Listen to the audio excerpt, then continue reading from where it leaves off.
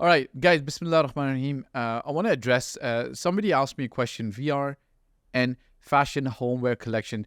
In summary, their issue was that they've ended up buying an apartment. And once they were buying an apartment, they wanted to move into the apartment because their current lease was ending. But then what happened is the new property got leased or was already leased, or they didn't have the correct information on it. Okay, so I wanna address this, and hopefully this can actually help a lot of people. Okay, guys, listen, and guys, don't forget, we actually run a service. We are an advisory / agency. Okay, we can actually help you, guide you, buy your best property in Dubai and actually protect you from these kind of nonsensical things that happen. Okay, and I'll give you a couple of scenarios. So I want to take you back 2013. Okay. I was involved in a transaction back in 2013. The laws were not super clear about, you've got to give 1 year notice. I think they were, but they weren't completely implemented. But I want to tell you what happened with one particular transaction.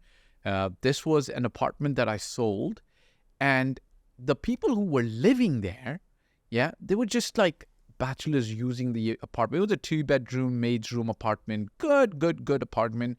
And it was I remember at that time it was Silicon Oasis. Okay, one of my mentors, investors, had some investments, so they wanted us to offload them. I find them a buyer who's a family who needs to move into that apartment. Fine. I go there and I see that there's a few bachelors living there, which is awesome, great. Okay.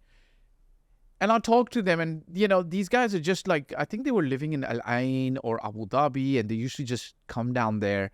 They weren't bachelors. They were just using it as a bachelor pad, but they weren't bachelors. They were like, some of them are married, some of them not married, but all guys, nice guys. And what they were doing is they were studying in the university opposite Dubai Silicon Oasis. Some of them were. So I spoke to them over the phone, and I said, listen, the person buying this property needs to move into the property. Okay, so this is story number 1. Okay, I'm going to give you 3 stories around this. The person who's buying this property needs to move into the property. Okay, I would like for you to confirm that once they're the new owners, you will vacate the property. So they gave me a verbal confirmation. Okay, verbal confirmation. Like, we didn't know better. And I just kind of like took their word, which is fine. So the new buyer, they told me, like, listen, you better make sure that we can move into the property. I said, yeah, like, oh, of course. Me not knowing better, what I should have done is I should have put pen to paper, put it in front of them and said, please sign that you are leaving, so that I can then give that paper to my new landlord, okay? Landlord, or what do you call this, right? And then say to him, like, hey, you're going to leave and vacate and so on and so forth, and the new buyer, and then they would be in good position. Now, the new buyer, I still remember, they like in the middle, they had like some problems. They wanted to exit the transaction, but the seller was pretty strict. They said, no, if we're not going to let you exit the transaction. We said, look, it's a great property, and it was a great property, great purchase. So just please carry on. And they actually ended up buying. What ended up happening though? Something very unique. This person, and I remember my father had told me, like, Fahd, always tell the truth. Be responsible in the transaction in the best way possible. Don't be negligent, and so on and so forth. This person asked me even before the transaction was complete, hey, Fahd, are you sure that the current tenants are going to be? I'm like, yeah, they're going to leave. They've given me their word. But what happens is once we do the transaction and they buy the apartment and then they go to the apartment, the tenants are telling them, like, listen, we're not going to leave. Like, why? Because the tenants at that time were paying like 2008, 2009 prices for that apartment was about 40,000 dirhams or 45,000 dirhams. Okay. And nobody cared. Nobody checked, and nobody wanted to raise their rent. It was just as it was going. Sometimes investors in Dubai own like 50 properties, and, they're not really keeping tabs sometimes on the apartments and the prices and so on and so forth. And this was kind of like that case. Now, what ended up happening is a similar apartment in that same area was going to cost 80,000 dirhams to rent for these gentlemen. No brainer. They're like, no, we're going to stay. And guess what? One of them I think he was studying law in the university. So he was a lawyer. And I'm like, oh my God, what kind of problems are these now, right? The transaction is done. But I'm responsible. So now what ends up happening is I go back. I got to solve this, right?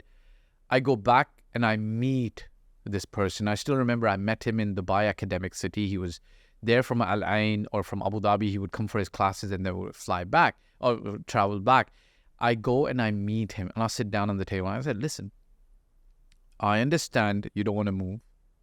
And then he said, yes, because I have the right to stay there and there's another place would cost more.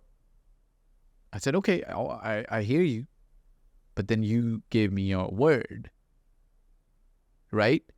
And where you come from, right? The word matters. What you said matters, right? And back in the day, it wasn't always, things were not always written, but if somebody gave his word, they'll stand on their word. They're not going to just move around. And that got this person. This person said, okay, we're going to do it. We'll move. Because we gave you our word, we're going to move. And I've got to look up to this person. And may God bless him wherever he is. I'm not in touch with him. I don't know where he is. I still kind of remember his face, but bless him. Like somebody to take 40,000 dirham hit, doesn't matter. Like this guy could be rich or poor, does not matter. It's the mindset that matters. And he decided like, yes, we gave and we committed our word that we will move so that the new family can move in. We're going to move. That's it. Right? So they ended up them moving, but the move was done in a very, very difficult way because, as I told you, they were using it as a bachelor pad. Like if you went into this apartment, you would find like, I think mattresses, like 10 mattresses. So I think what they were doing is one person rented it and then told everybody, like, if you ever come into Dubai, all their friends, right? If you come into Dubai from Al Ain or Abu Dhabi, you can just crash at the pad. So there were a lot of mattresses, no hanky-pankies in those apartments, very nicely kept. We didn't find any kind of abuse or anything. It was just like a lot of mattresses, a lot of things over there. And in the end, I had to arrange for the movers. The new buyer paid for the movers, and we helped them move, like literally because nobody was there to move the property, right? That's story number one. I'm going to tell you a couple more stories after that as well. One more story I'll tell you, okay? This happened, and it was a purser or a steward, male steward with Emirates. He bought a property, and the property that he was buying had a tenant already living there, okay? Now, he had to buy a property. He wanted this property because if he ends up buying that property, Emirates then allows him to move in that property and pays him what they would be paying him in rent anyway. So he wanted to buy the property, and I think he was from France. I don't remember his name. Probably remember his name if I look up my phone. But he was from France, and he could get a loan from French government to buy a property and so on and so forth. And he ended up doing that. And he absolutely needed to buy a property, and he didn't care if it was rented, but he did want my help to work with the tenant to move them out afterwards. So what we did then was we sat down with the tenant and we negotiated. We told the tenant, listen, if you would move out, this person will be willing to pay you X amount of money. Because if he doesn't move into the property, Emirates will not pay him that rent that they would pay him anyways. Then he has to pay rent somewhere else, or he has to live in the accommodation. And it's very good accommodation that Emirates provides. He would have to live there. So we ended up negotiating with this tenant at that time. We paid the tenant, I don't know, 10, 15, 20,000 dirhams over a period of a couple of months. And the tenant actually moved out, and then he was able to move in. Couple of meetings.